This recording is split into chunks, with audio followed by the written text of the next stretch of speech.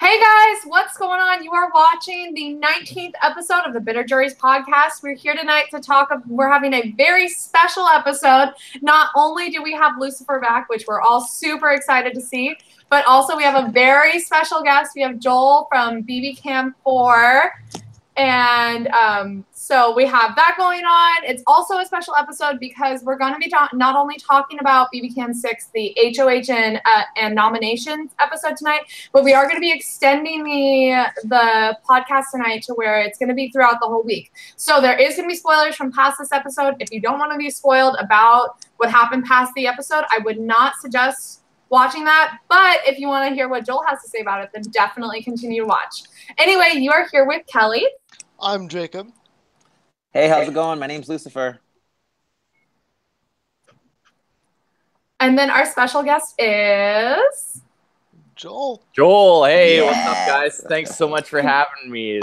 Always fun chatting Big Brother, so I'm happy to be on.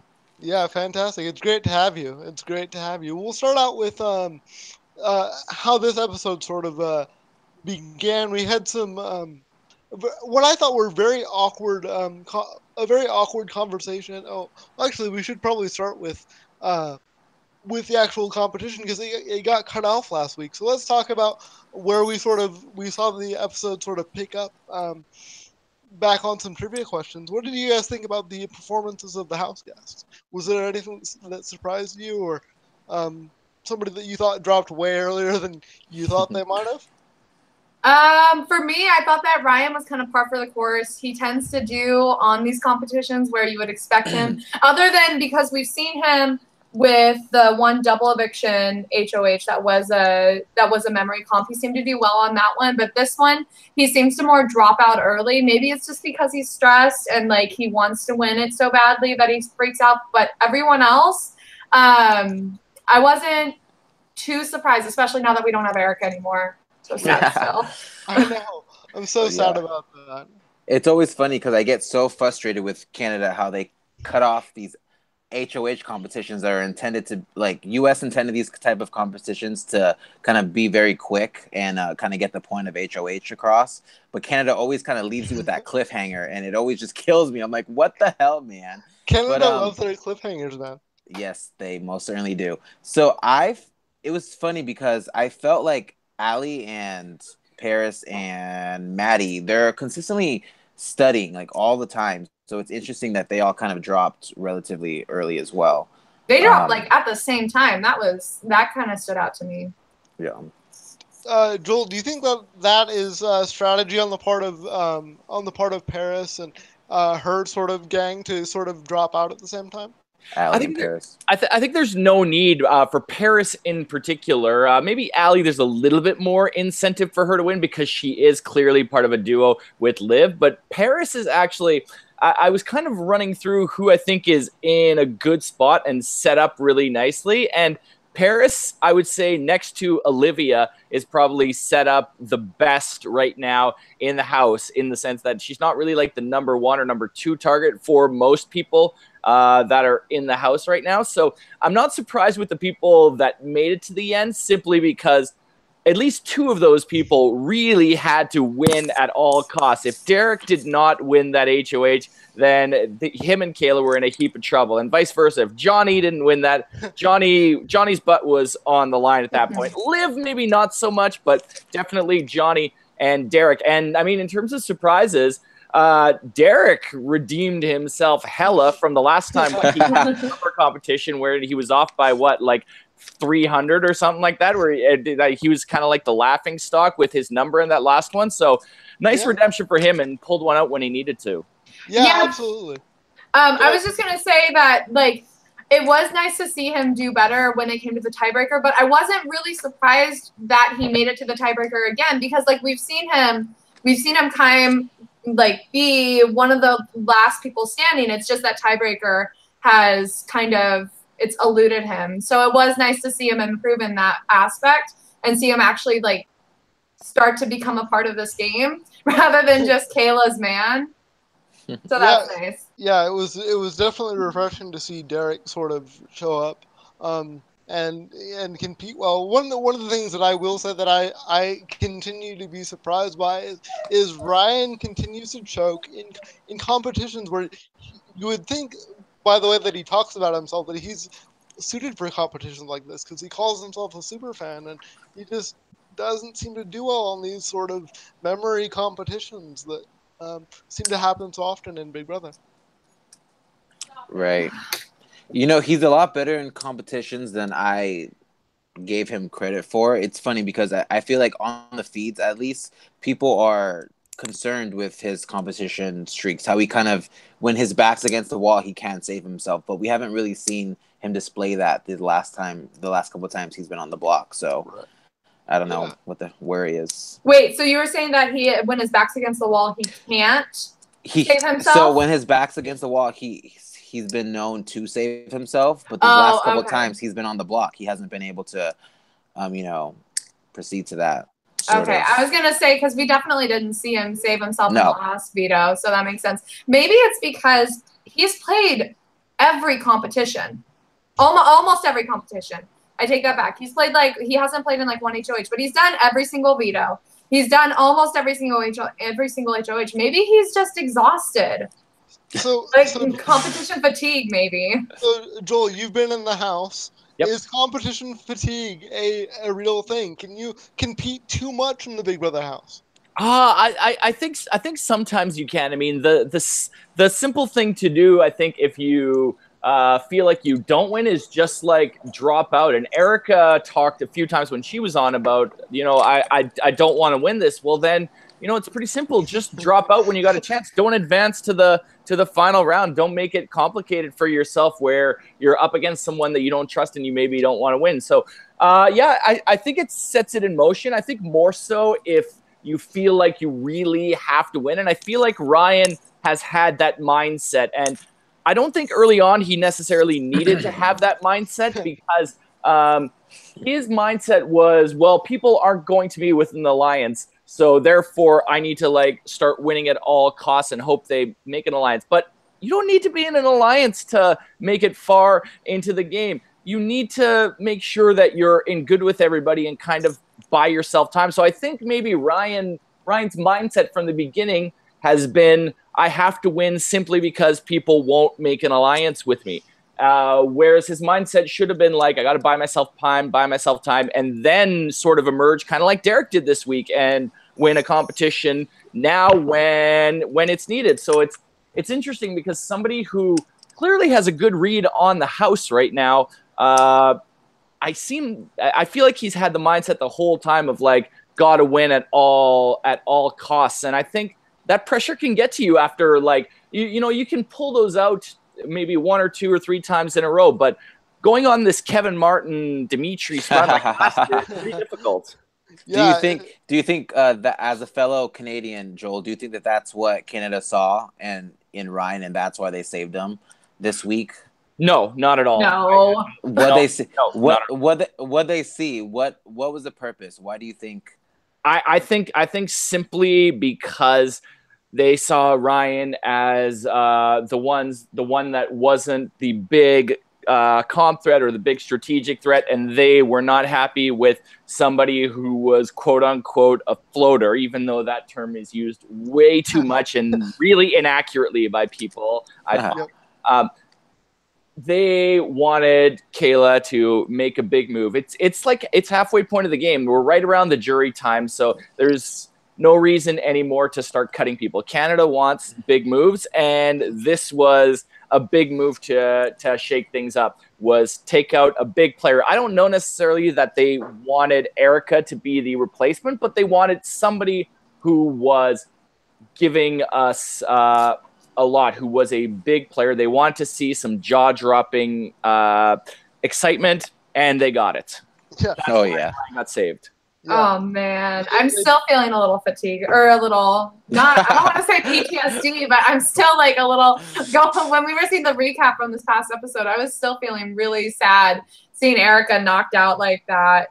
I would agree with you though, Joel. They were not expecting Erica at all to go up. Sorry, she was one of my favorites. Anyway, let's move on. She was my pick to win, and she was honestly I said right from the edit, right after Ryan lost the veto, that it's like he's for sure getting saved. I don't think the edit influenced Canada's votes at all, but I could tell just from how he was so down in the dumps and like, I failed and I screwed up. I'm like, they're setting us up for it to be something big and dramatic. They would not be editing Ryan this way. So my thought is that the votes were probably so lopsided to one way that they were like, it's probably going to end up this way. So we need to make it seem like, oh, everything's going down, but then all of a sudden it's going up, right? Because that's a plot line. That's exciting. Yeah. So I was not surprised in the least that Ryan got saved. Absolutely. And we after the HOH competition, we immediately have to again talk about Ryan and the conversations that he sort of insists on having with anybody in power. What do you think about his social skills and the conversation he had with Derek in the HOH room? Did anybody else find that sort of to be an odd conversation, or was that just me? Remind me about, or can someone else comment on it, because I'm like kind of spacing out. I remember Ryan's conversation with Will. That one stands out to me more than Ryan's conversation with Derek. So Ryan, when he was talking to Derek, he was like, "Hey, so you can use me as a number, but like, you know, you're so attached to Kayla, and maybe down the line you won't want to be," and like, oh my goodness, yeah. I just thought that was sort of a weird line of logic for him to take. He always sort of seems to have like this sort of aggressive, I know everything sort of approach with anybody he has a conversation with, and it just sort of rubbed me the wrong way, and it seemed like it didn't do him any favors with Derek. What do you guys think? It's funny because it's almost like Ryan talks at people. He doesn't really talk with people. I mean, unless you're Paris or at one point Maddie. But at this point, he has a huge target on his back. You kind of want to minimize that target at any point. I mean, you can disagree with me at any point, Joel, but I don't think that was the best to bring up his showmance. I don't think that was the best tactical thing he could have done in that moment when his back is potentially against the wall. I mean, he's kind of alluding to the fact that Kayla will be eliminated, or they will be on the block together, and that's not something you want to bring up when you're asking them for a favor rather than the other way around. Yeah, it probably would have been smarter for him to say something along the lines of like, "Look, I've shown time and time again, like I might play in a lot of competitions, but I really can't win too many of them. So don't you want to go after people that can actually affect your game? Like, no one trusts me. I'm kind of a pariah in the house. I was legitimately going home last or like a couple days ago. If Canada hasn't saved me, like it would make more sense for your game if you want to stay in the house longer and not have as many threats. Go after someone besides Johnny. Go after Olivia." But and he's already been exposed for pretty much slandering their name around the house and using them as targets, to stay a couple weeks ago. So I don't think that pitch held any water with Derek at all. What do you think, Joel? What do you think about sort of Ryan's social approach? It's interesting. It's interesting because I think out of the people that are left in the house, Ryan probably has the best read and self-awareness about what's going on and what is the best move. But it's one thing to know that. It's another thing to articulate that in a way that doesn't seem like you're the brainiac know-it-all and sort of talking down to people. And that's Ryan's problem, is that he sees things really well, and he's not wrong, I don't think, in how he assesses everybody's position in the game. But there's a way to say that seems like Johnny is a perfect example of somebody who always makes it seem like he's looking out for their best interest and not his. Whereas when the way Ryan says it, it almost comes off as kind of a little bit threatening, a little bit like, if you do this, man, you're toast next. You want to screw yourself like this. And it's very passive aggressive, and that's not always very well received with people. But he's not wrong in some of the stuff he said about Kayla.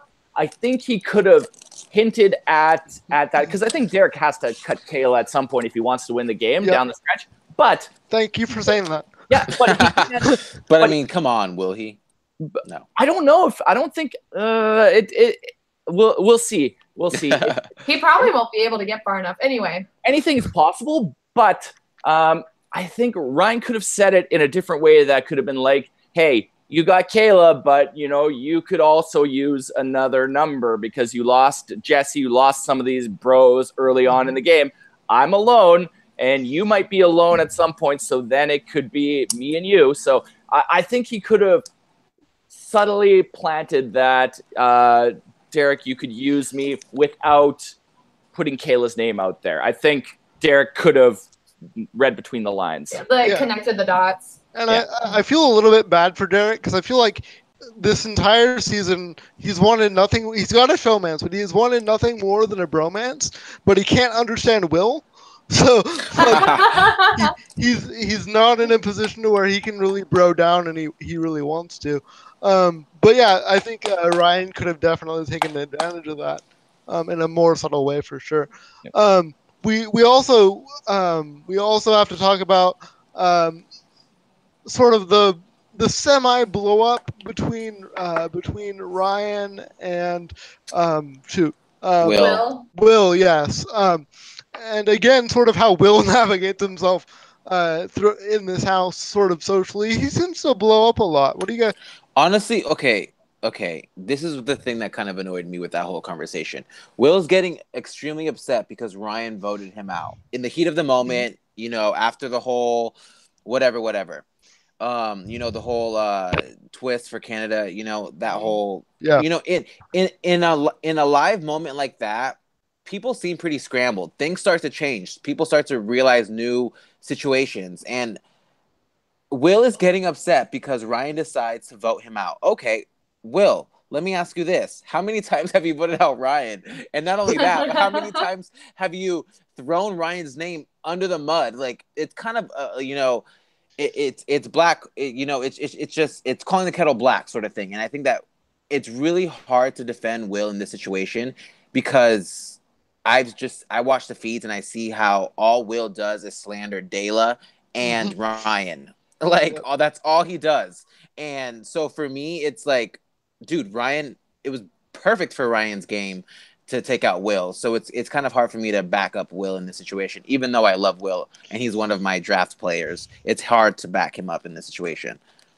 Yeah, he's seeming like we've talked about him before where he's a very emotional player, and it just like this was another prime example of Will letting his emotions get the best of him and really not listening to reason whatsoever, because at the end of the day, like Ryan's opinion or Ryan's vote, it didn't make a difference. Like, Will is still in the house, and it didn't really seem like Ryan and Will were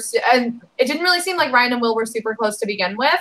And you've already talked about it before. Like, Will was throwing Ryan's name into the mud, so it doesn't make any sense to me either that he would be getting this freaked out over something. Will has told so many people that, like Marin and Hamza, that he would never vote them out, and he did just that. So for me, it's a little hypocritical for him to get that upset with Ryan when he just came off the block and he was just trying to make the best move for his game. Like, it was just a bit ridiculous. Yeah. Anything to add, Joel? Yeah, I mean, Will is Will. He's emotional. You guys pretty much hit the nail on the head. He doesn't listen to logic or reason, and everything Ryan said was correct. Like, he knew Erica was going home, but he threw her a vote because it's a smart move to throw a vote in a sense like that. If somebody else is like really connected to you, then there's no reason to flop and go with the majority in cases like that, because that makes you like disloyal more than anything. If I would have not thrown a vote Levita's way during my season when I knew it was going to be a landslide for her to go home, everyone would have looked at me and been like, wow, he's willing to vote against somebody who was his best friend. That's not trustworthy. So like Ryan, everything Ryan said made perfect sense. And then Johnny, I don't know, he had, especially with his blow up afterwards, he had no reason to try to like hide his vote. Yeah. Will was going to be pissed. He had no reason to hide his vote. Yeah, I was really confused as to why he did that. So we see that Johnny unsurprisingly votes to keep Erica in the house, but he decides immediately he's gonna have this big cover up. Do you guys have Kelly and Lou? Do you guys have any reasons as to why he did that? Why he decided to Go ahead, lie about the Lou. vote? Why he Yeah, decided to lie about the yeah. vote? Do you think Well, there's any merit to that? okay. So I feel like, well, I mean, so he went about the house saying how much he wanted to save Will with the POV, and then he just voted against Will. So I feel like he thought the house would perceive him as just being snaky. It kind of would expose him and Erica. I felt like he thought at the moment that was his best approach to the situation, but in hindsight, it just kind of made people think, you know, that he was kind of playing the squirmy Veronica approach rather than Yeah. actually taking the high road. And I actually, Joel, like that whole Levita situation, I was dying on the feeds the whole time. I was like, no. Anyways, just saying. Yeah, okay, like Levita and Joel, like that was my favorite alliance, and then once it just got like just obliterated, I was like, no. But yeah. So for my take on the whole Johnny thing, like I think he probably could have pulled it off a little better had he not just had this huge blow up against Kayla and Derek and like had the whole like crying, which I totally get. I'm not saying that he should have been crying because if my best friend had just left the house, like I would be crying too. But then to go around and say, "Oh, that vote wasn't me," Yeah. like there's no way that they. I don't understand. I don't understand. There's no way that the house could have mastermind not only putting Erica up because of this twist in the short amount of time that they had, but then also been like, okay, let's throw out a rogue vote and then blame Johnny on this. Like it didn't make it. It was just a spur of the moment, and then he kind of realized that it was a really bad idea, and so he had to backtrack. But yeah, definitely not a good move on Johnny's part. Yeah, especially when he steps in and like, who are the two people that were the most animated and dropping all the F-bombs after Erica left? It was Erica and Johnny. Everyone else was kind of like, fine. So like, wouldn't everybody suspect that it could have potentially been Johnny? Wouldn't Johnny be the number one people on people's radars? Like, he's the most pissed off at it. Erica's gone, so we can't like go at her. So it was probably Johnny was the other one. Like, makes sense to me. It's like Johnny kind of forgot his brain for just a second when he decided to make up this lie because like you said, he was the only other person dropping the F-bombs in that eviction episode. Well, understandably so, but it doesn't make for a very good cover when you're trying to cover up the vote. Yeah. It would have made more sense if Ryan had been like, "Oh, it wasn't me," because at the very least. Ryan's been pretty truthful lately, which is nice. But like at the very least, Ryan wasn't freaking out about this eviction, and so he could have had that to fall back on. But no, anyway. Yeah, and here we are. Johnny actually kind of, when he finally fesses up near the end of the episode, it's like, well, that was a perfectly logical reason to say right when they were evicted and people were asking you about it.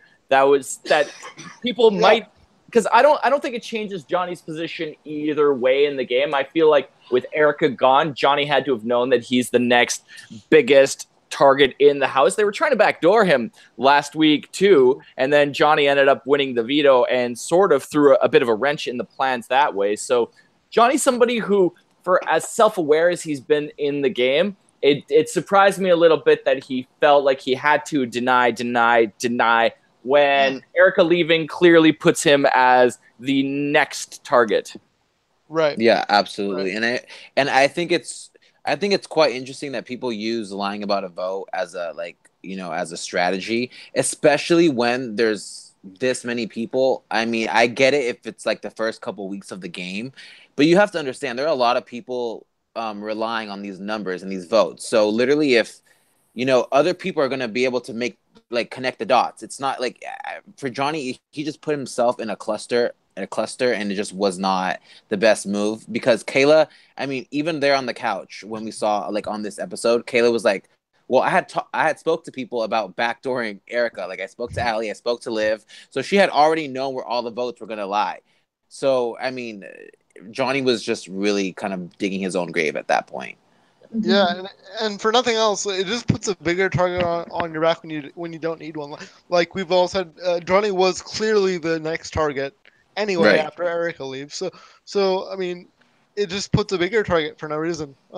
It gives Derek a perfectly logical reason, and a really smart player will do this. They will sort of bookmark like, oh, I remember this time and I remember this time, even though realistically some untruthful moments and sketchiness in the house isn't usually the entire reason why. Sometimes you can hide your actual reasons for wanting somebody out by giving something as fluffy as that, and say like, well, you did this and everybody knows that, and then everyone can go, yep, okay, like it makes sense. So a smart player can think of that stuff and be like, well, they said this, so I can use this against him for this time because I want to target him.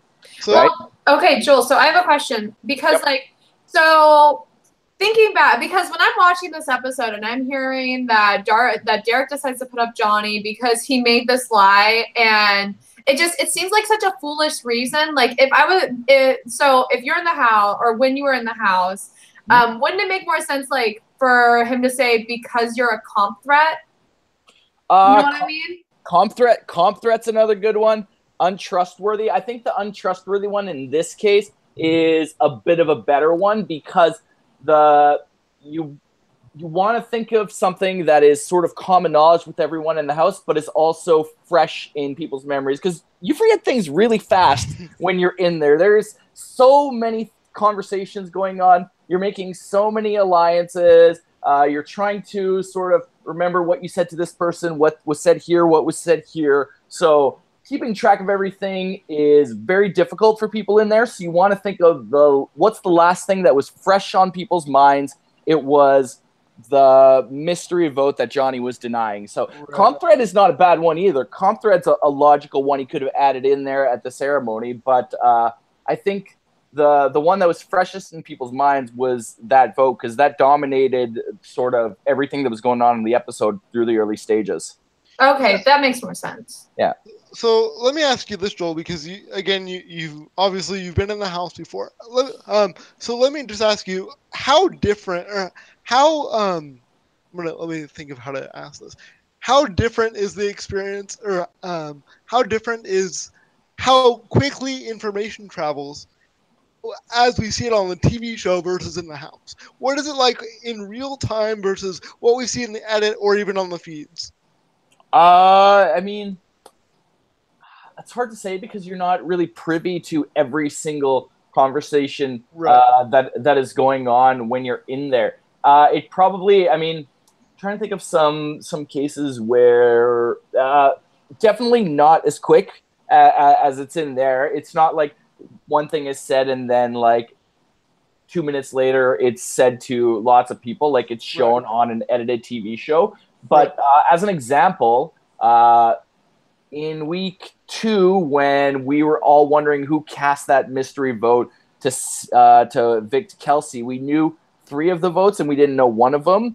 And Dallas wasn't owning up to it, and then he owned up to it, I think, 2 days later. But we saw it like literally 5 minutes after the episode. So it can be anywhere from a few hours to a day or two. Okay. It really depends on how serious the quote unquote crime was committed or happening, and then how big of a deal everybody makes of it. Right. So yeah, we see Derek having to make a decision for the first time really in this game. He decides to put up Ryan, and he decides to put up Johnny. What do you think of his reasoning for both nominees for all 3 of you?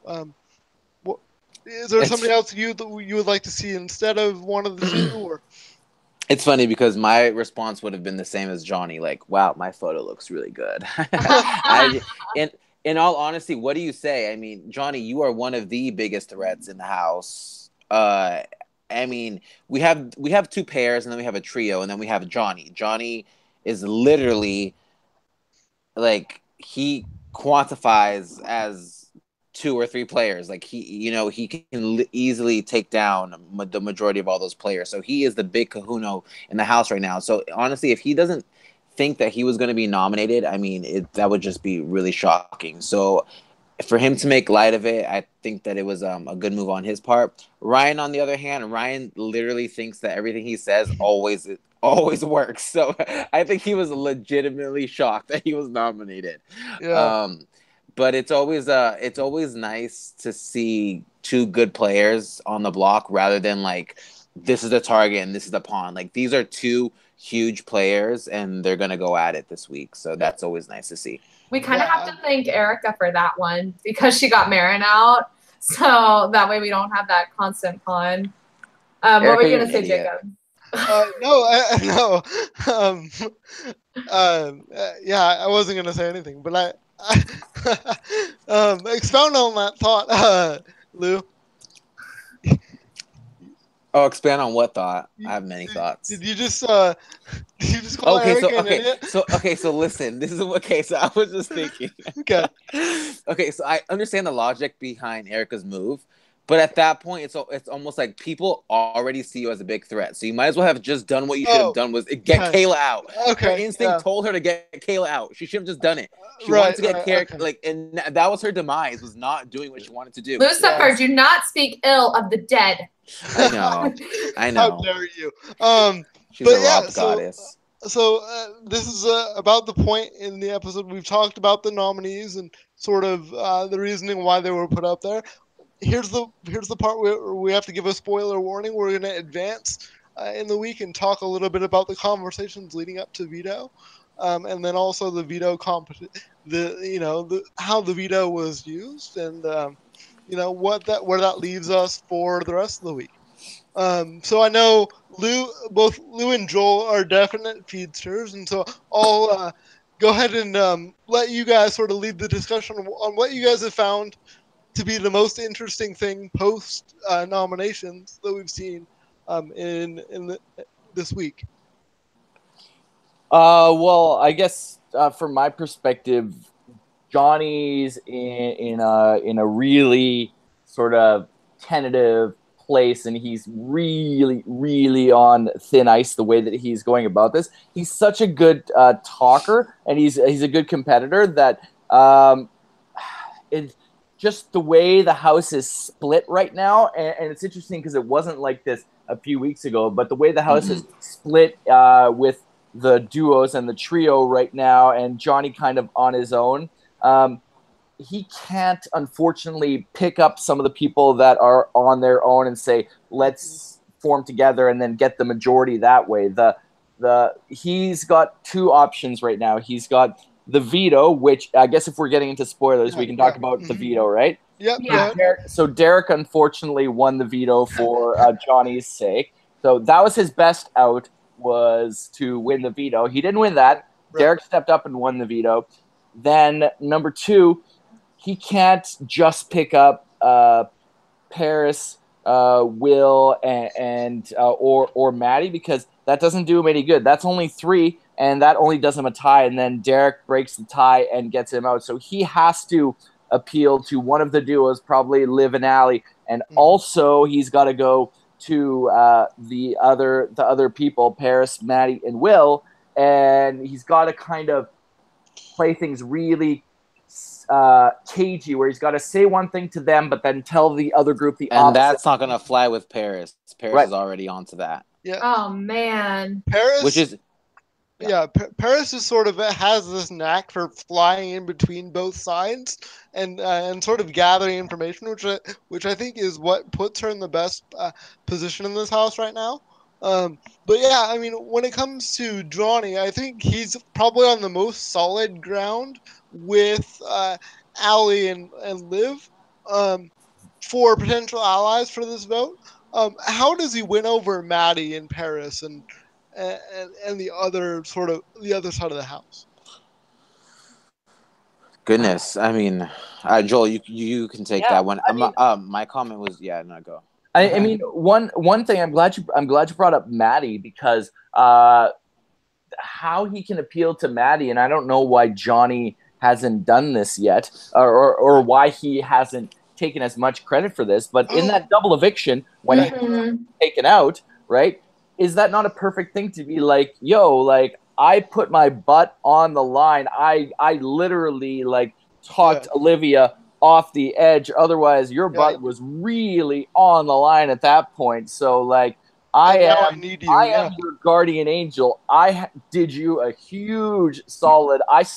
He could say, you know, I stuck my neck out for you when there was no need whatsoever for me to do it, and I did that, and that to me is a perfectly good thing. And some people even were saying after that double eviction that, hey, Johnny really went to bat for you. Like, Johnny should have played that up way more to Maddie. Now it's kind of a little bit too late where it's like, you know what, Paris already kind of has done a number on Maddie, and Maddie is like wrapped around Paris's finger right now, it seems like. So to get to Paris, to get to Will, I mean, I thought how do you appeal to Will?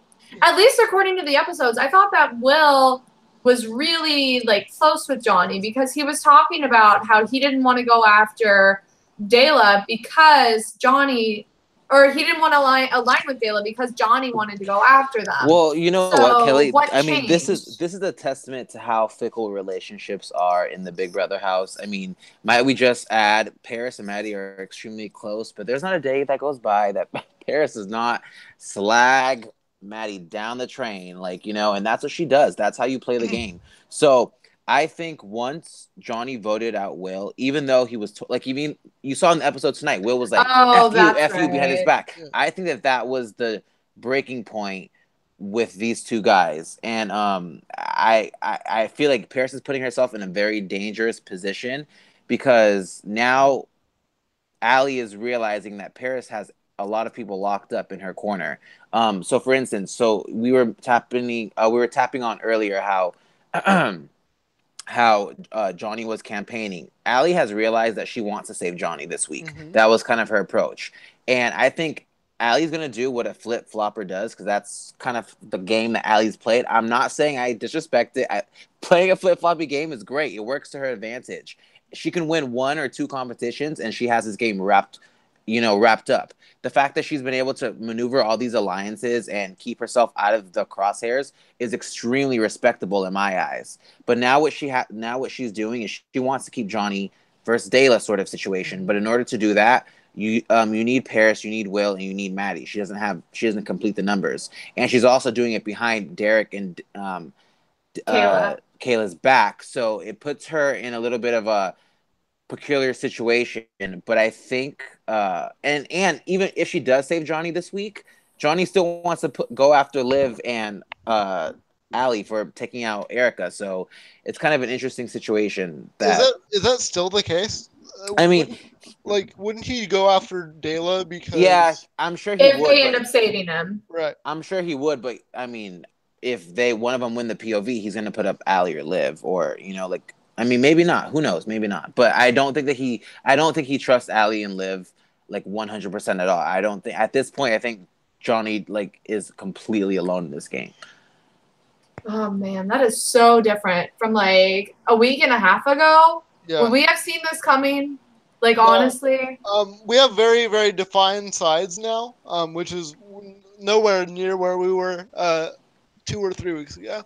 And one of the things I was going to ask you guys is there any merit or any chance that we see sort of the house align against Dela for this vote only to keep Johnny as a threat to go after Dela? Well, I mean, I guess Paris would be against that, but do you guys think that's a possibility at all? What do you think, Joel? I think it's pretty tough. I mean, the thing is, Johnny was making more than valid arguments, and he was doing a decent job. But I think the Johnny to me has two paths to go about things, because I think the duo thing, especially Paris sees herself as well, if these duos go at each other, it can kind of be like maybe a Paul situation where they're going to take them out, another one's going to take them out, and she'll like swoop in. So I think that's why Paris is not on board with it. But I think there's two paths for Johnny right now. It's to plant one seed like he did with the Ali and Liv side and say that, hey, Will, Paris, and Maddie are more loyal to Dela, and then go to Ali and Liv and say, hey, go to the other side and say, hey, these people are more loyal to Dela, and just roll the dice and hope that both those sides and those sides don't talk about how Johnny planted that in their head, and then they just go and vote. But you don't want to like leave it up to chance like that. And the second option is to plant that seed with the three, Will, Paris, and Maddie, and then get a fourth one with Ali and maybe play up some of the conflict that Ali and Ryan have had in the past and some of the sketchiness, because Ali already, we saw that huge blow up when Ryan made that comment about I don't trust a bitch or whatever, and that right. And Ali went livid with that. So maybe Johnny can plant a few seeds and be like, hey, remember when Ryan said this? Well, he also said this and this and this, and you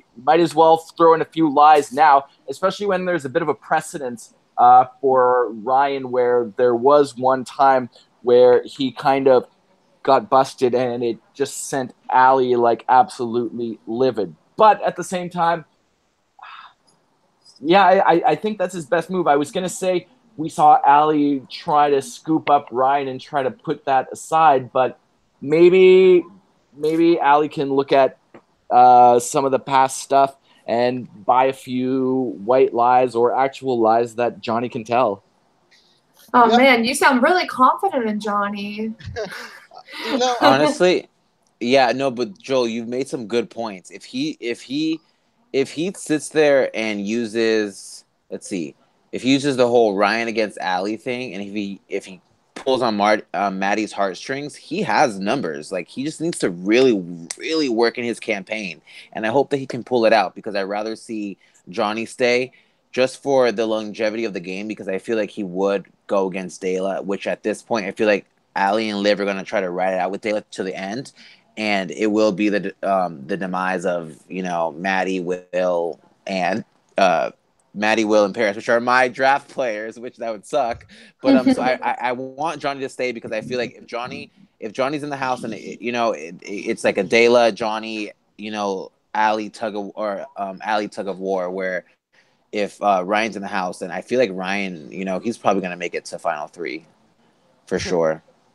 Yeah, I think it's definitely it would definitely make for better TV and better feeds to see Johnny stay in the house. Because I don't like you said, Lou. I think there's more longevity in Johnny's game than there is in Ryan's game. I feel like if Ryan is saved this week, I feel like we're in a similar situation next week where it's Ryan on the block as the weekly pawn against somebody else. This is what I have been saying for weeks now. Like, we needed to start, at least since last week. Like, they needed to get Ryan out, and that's why the twist shouldn't have been used to begin with. Like, we needed to get Ryan out. That way we wouldn't have this constant thing of Ryan being on the block. Oh, man, sorry. Like, but then again, could we really handle Erica and Johnny winning every POV and HOH for the remainder of this? I would be totally happy with that, because I love them. And it's funny because I feel like based on just competition wise, I feel like it's like Johnny and Erica, and then like the next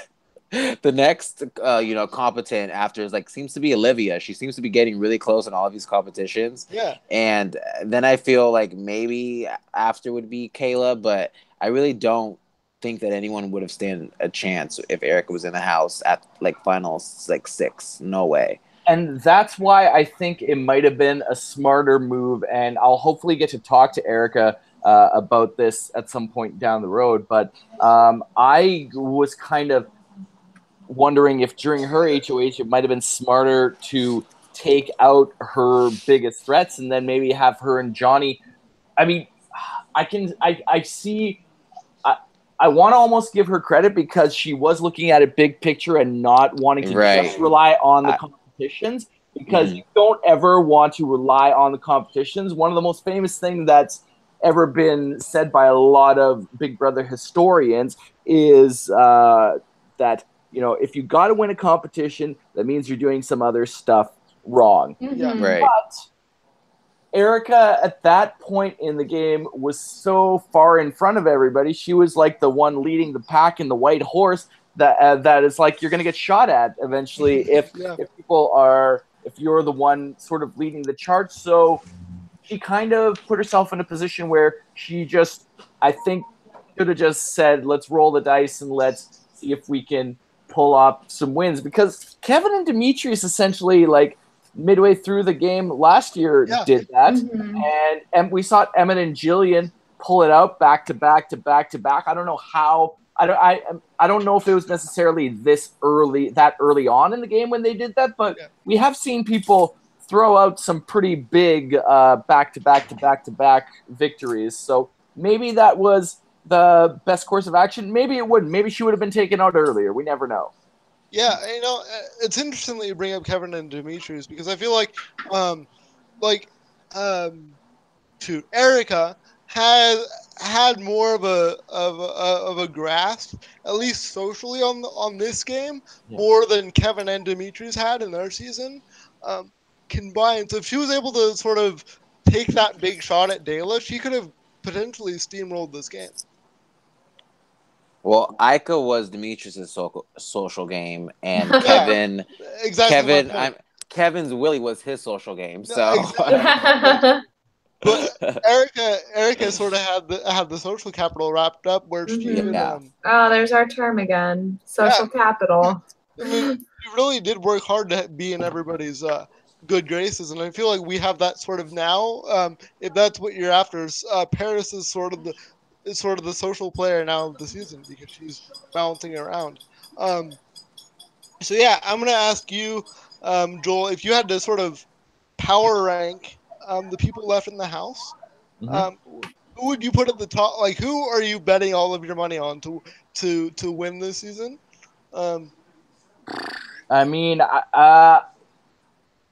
there's two people that I think are in an equally good spot, but I think the one that has had more consistency from start to finish, in the sense that she's never really been in terrible danger, but has also been able to vote the right way, has a win under her belt, and also has good social relationships, and I don't think is in any danger for the next little while, is Olivia. I love her too now. And I would put Paris a little bit underneath it, although there's times early on in the game where I thought Paris was really sloppy, whereas Olivia I don't think has had nearly as many faux pas as Paris has, although Paris has done some good work over the last couple weeks.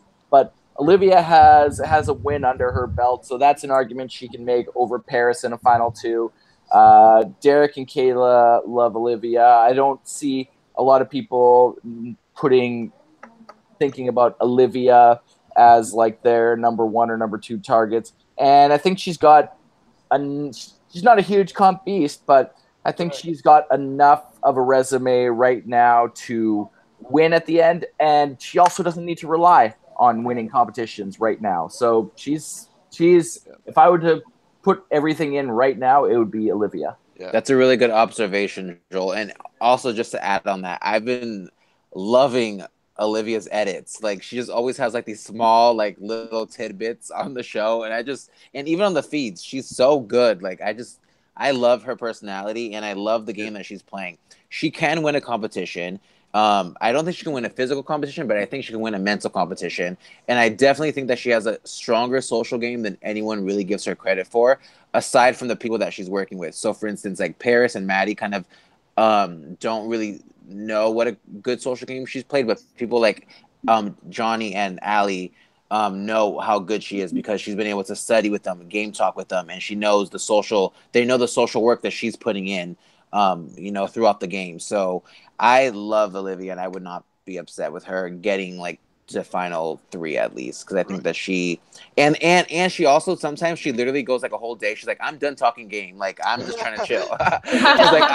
she's like I just want to hang out. And that's Oh, I was just gonna say that kind of makes more sense now. During the last episode with the Wendy's thing, where she was like, you know what, I'm over this. I'm gonna go take a shower, which was probably one of the funniest things that I've ever seen in my entire life. Like when it comes to Big Brother, that's probably why she was able to pull it off pretty well. And people were like, out of everyone, she was probably the least suspicious to do that. So it's nice to hear that it's like that on the feeds too. Yeah.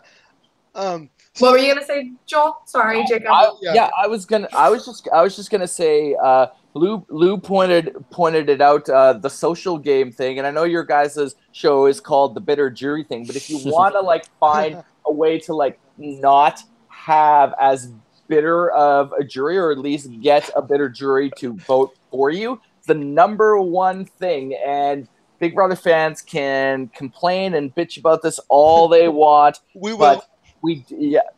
I know it, but if you want to get votes, you better leave everybody with a good impression of you, and that means your social game. You better not be like shoving it in people's face and goodbye messages like Ika was doing last time. I know everybody loves Ika. I love Ika. I get along great with Ika, but that's not a very smart move if you want to get votes at the end. That stays with somebody. You can say, like bye girl, bye girl, bye girl. you can say like sore feelings and wah wah boo hoo whatever until the cows come home. But you got to get your jury people to vote for you, and if they're left bitter and upset with you, they're probably not going to vote for you. And Olivia's doing a good job of managing everybody and leaving them with a good feeling about you. So it's not the most appealing when you're watching it. It's not a lot of the social game is not something that is always going to make the edited TV show, because it's not the most riveting television. But those little subtle conversations about like, hey, would you like my last piece of fruit, or would you like this, and things like that. Little things like that can help you get a good impression and make you think like, oh, he was always looking out for me in there. And some people might vote on little things like that. Basically just being a decent human. Yeah. Sharing your HOH candy when you have it, sort of thing. Okay. So I want to hit on something that Lou talked about a little bit. You talked about Olivia's social game, and you said something interesting. You said that her allies can really see it, being Allie and the people that she studies with. My question about that is, does it really count as a good social game if it's not apparent to the entire house? So if she's only showing the social game theory to one group of people in the house, does it count as a great social game? I mean, it really depends. It really depends on perception of the game. I mean, some people can take what they want to vote on. You know, they can take so many things into account. You play a sloppy game, you play, you know, the first half of the game, and then you start playing heavy the second half of the game. You can do there's so many things to take into account.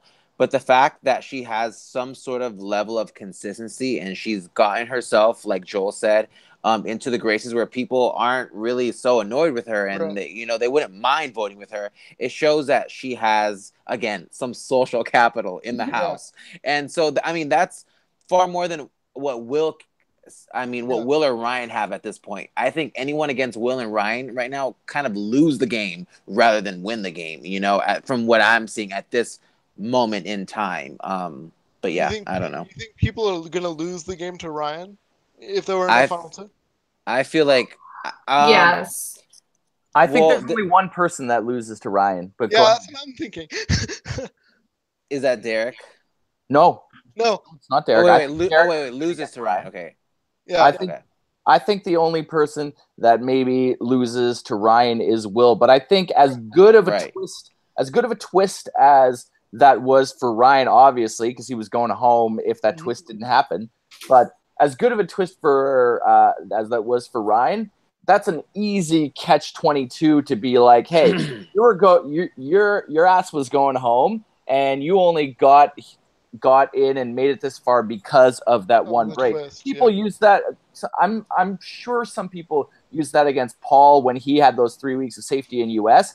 I know that was a talking point for me. It wasn't the only reason why I didn't vote for Kelsey. But and Gary she got evicted and came back. Gary as well got evicted and came back. So that alone, even though Ryan had no sort of say in it whatsoever and couldn't control that, people could just go on that and be like, well, Ryan would have been evicted, so why do we want to vote an evicted person to win the game when they were potentially evicted?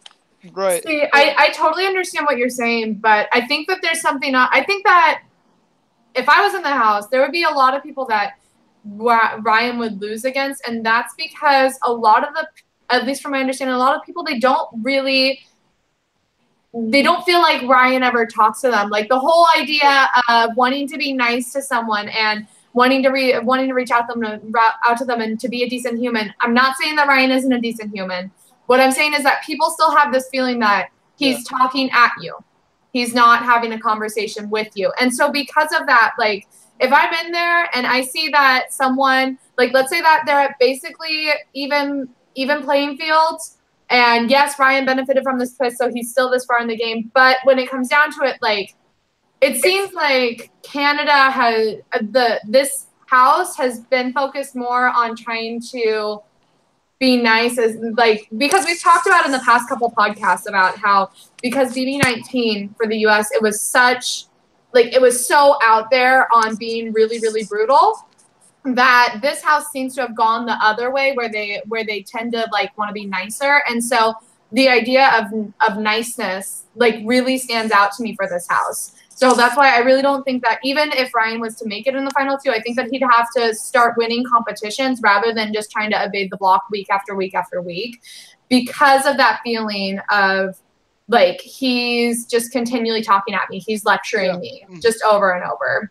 Yeah. Right. And it's funny because I think about Dayla and then I think about their dynamic. Like, I personally, and I don't know why, but I give credit more to Kayla for that whole infrastructure, only because I feel like she's far more ruthless. And without Kayla, who knows how far Derek would have gone? I mean, who really knows, you know? But I feel like because she's far more savage, I mean, we've seen on the episode, she was telling Marin, you need to throw Ryan under the bus. Like, throw him and then ride over him and then back up and then ride over him again. And I feel like those sort of tactics against your fellow opponents, I mean, shows that has not just been floating around because she's been in a showman. She has been putting in a little bit of work, and she's been making deals with people that she's trusted, and she's gone this far.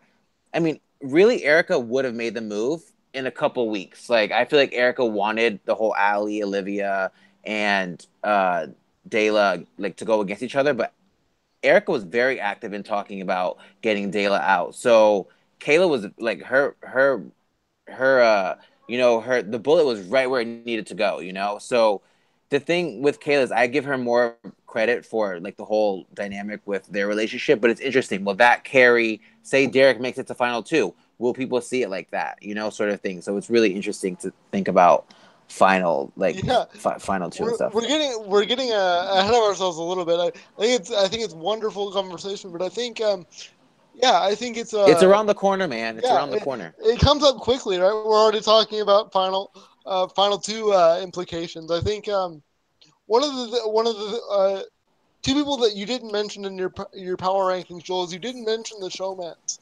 Do you think either of them has an opportunity to really surprise the people of Canada and the people that watch BB Canada around the world and sort of take this thing home? And what's that route for both of them, do you think? I think that route is both of them just simply like looking at numbers right now and being like, yo, I think, what are we at, 9 people right now that are left in the game? There's going to be Derek. We know that Ryan and Johnny are staying on the block. So that means they're going to be at 8. So right, there's your answer right there. Just go outside and look at the pictures and being like, we're the duos.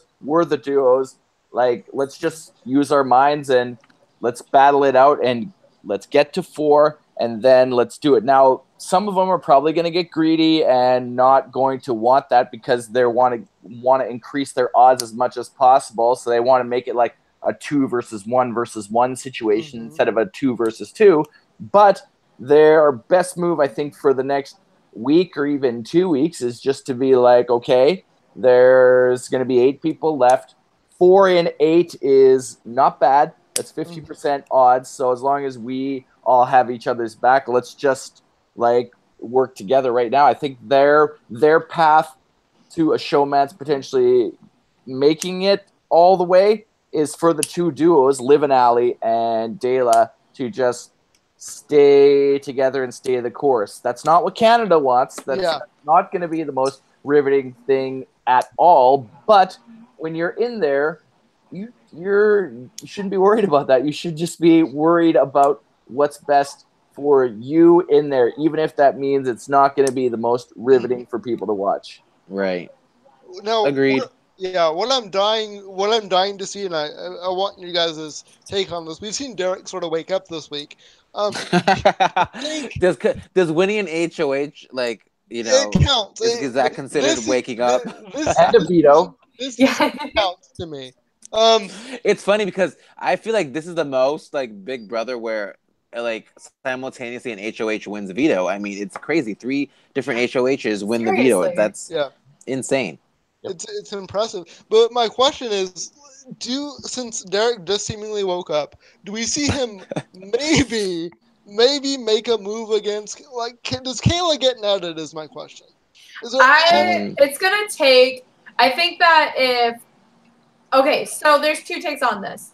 Okay. If Derek is more interested in the money, then he would definitely net a Kayla, like in the end. No, don't do that. Please do it. The thing is, like, Derek is on there to help propel his brand because he's a passion person. Yeah. People don't do that. No. Okay. Listen, what John did to Netta was a rare thing. Like, people don't do that. Like, you know what I'm saying? That was very cold-blooded and very rare. See it, though. No. Joel, is there any chance? Am I just getting my hopes up that maybe Derek is a player all of a sudden?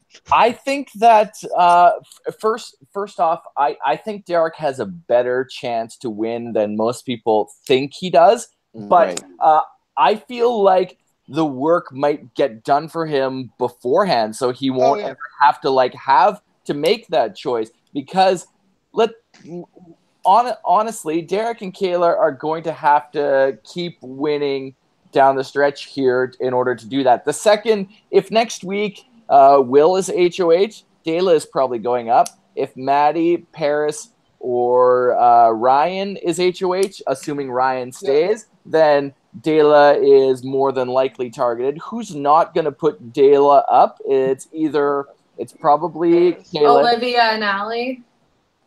Maybe Olivia and Ali, but they were talking about, they were considering like having keeping Johnny to use as a weapon against Dela. So I don't think they're as close. They should be. Like, I know that they're also concerned about Paris, so that might be something that they would pursue instead. I think the clearest HOH that would go after, and I don't mean to interrupt you, Joel, but the clearest HOH that would go after Dela at this point would be probably Paris. Like, maybe Paris. Like, I think Paris could make that move. Paris, Will, Maddie. Yeah. Will just emotionally would probably go after the showmans and come up with. I want to hear like a Will nomination speech because it's gonna be like totally you hurt my feelings. And I feel like survivor of this block is definitely gonna go after Dela, whoever survives this eviction, Johnny or Ryan. Mm-hmm. So I mean, but either way, this is going to happen. So I do credit Dela for getting. I mean, they got Erica and Johnny out the house. So I mean, hey. Dela didn't get Erica out the house. Canada got Erica. Seriously. True. Okay, whatever. But okay, it would have been if she. But she was going to do it. Johnny, if Johnny would have used the veto on Will, she was going to put Eric on the block. 100%. But so she should have convinced Johnny to take Will off the block in the first place. But it didn't. Like, had that happen. Okay, because this is the thing, and I do understand. Okay, so this is the thing. It wasn't in her best interest to get Eric out in that moment. She wasn't going to tell Johnny, yeah, use a veto and let me pick another nominee, Right. so that she wanted Ryan out bank- the house. She wanted she Ryan can't out the bank on it. house. Yeah, she can't bank on a twist for sure. For sure. Yeah.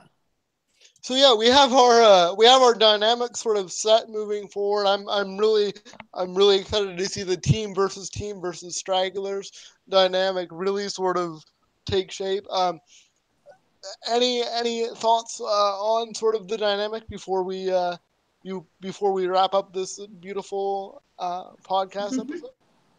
I'm happy that it's going this way because I've been really frustrated that we haven't really seen sides. So it's nice that it's finally taking some form of Big Brother that we're used to, and it's a typical form. So that's nice. It seems comfy, right? It just seems like it's Big Brother as it should be. Yes. Wow. Anything we forgot to touch on, you guys? I think we've touched on mostly everything from the episode. Any stray observations from the week that we need to touch on? No, Joel, thank you so much for being here. We really appreciate your time. Yeah, pleasure, of course. We are so honored to have you. Please feel free to join the Bitter Juries podcast anytime you're bored. Yeah. Just come on, hang out. Hang out with us. Yeah, it's an open door anytime you want to come on. Please, Joel. And as usual, if you're not listening to our podcast, please be sure to listen to Joel's podcast, Random Thoughts with Joel, because I mean, it's Joel and it's random. Hello. You just interviewed Kristen, right? Yeah, I interviewed Kirsten yesterday. I spoke with a couple of people today, so I'm just working out a schedule that works for Erica. So I'm gonna have Erica on hopefully sometime later on this week. So just keep following me on my Twitter and my Facebook. I'll have all that stuff posted over there. And then Mikey as well, the other gate crasher. I'm just waiting to get clearance from production about him, and then I'll have Mikey on probably later on in the week or next week as well. So stay tuned for that. Erica later on this Mikey, we wanted you in the house. Details, and then Mikey as well. So yeah, awesome. And Joel, we can also post your info on our. I already did that. It's down in the thing right below. That way you guys can go check him out. Perfection. Yes. Fantastic. Okay, so Joel, before we take off, I want to ask you for one wild prediction that you think we're gonna see before the season is up. What is one thing that maybe isn't on Canada's mind that you think we're gonna see, either from production or from a house guest or? Yes, Joel, lay it to us. I mean, given how every house guest that is left is being perceived, I think something that could be seen is maybe Derek as a bit of a mastermind. Ooh. Yeah, or at least like a smarter player than people make him out to be. Yeah, there was a little bit of an interesting conversation on the feeds where Ryan was talking to, I forget who he was talking to. Johnny. He was talking to Johnny, and they were both saying how they think that Derek is way smarter than he lets on, and he's like they think he's a super fan, right? Yeah, they were saying interesting. So I wouldn't be too surprising, but given the edits, it would definitely be a surprise to see Derek sort of come out as the sort of puppet master of but yeah, so this has been a great podcast. I've enjoyed it very much having you back, Lou, and of course having you, Joel. It's been great having you. So and Kelly, of course, it's always fantastic to have you aboard. Awesome. And you too, Jacob. Yeah, thank you. So do we have is the triple, is this a thing? Is this happening? When's the triple? Eviction? Yeah. I mean, they keep talking about the triple. So Arissa hasn't mentioned anything. So I'm assuming she's going to mention something this Thursday, right? That's what the show does to us. It makes us assume we talked about a triple every single week. I talked about there being. We haven't had our season was the first one. They didn't have an instant eviction. But we talked about instant. We talked about a double instant. We talked about a triple instant. That's just a house rumor thing that people are assuming because Shut the hell up. Because Big Brother throws all this stuff at you, it makes you think, like, is there a double this week? If there's a double, we do this. If there's a triple, we do this. If there's a triple, we do this. If there's an instant, we do this. If there's a Canada Votes thing, we put this one up if we have to think of it on the spot. You think about all that stuff, and it makes you lose your mind in there because a lot of times people worry about stuff without actually waiting for those things to happen. But it's hard to, with the amount of twists Big Brother Canada throws at you, it's hard to not think of those things. And sometimes it makes you make mistakes. I'm sure Erica and some other people were probably like, well, let's worry about Dela in the triple. Let's worry about Dela in the triple. Let's worry about Alex in the triple. Well, what if there is no triple? No, Exactly. That's insane because I've been so submerged into the feeds that like I've been thinking on like the rationale that the house guests are, and there's a triple coming up. I'm like, when's the triple? Just previous stuff. That's why you brought it up, Lou, and you're like, so triple, when's it happening? And I'm just like, so what? bad. Like, when's the triple? There's no way they would tell us anything. Yeah. No way. Oh my gosh. Funny. Okay, well. Okay. Yeah. So on that note, we will be back on Thursday with whoever is evicted. We're going to skip over the veto episode because we've already talked about our thoughts with that. And so we'll see you guys on Thursday after the episode. See you later, guys. Bye. Cheers.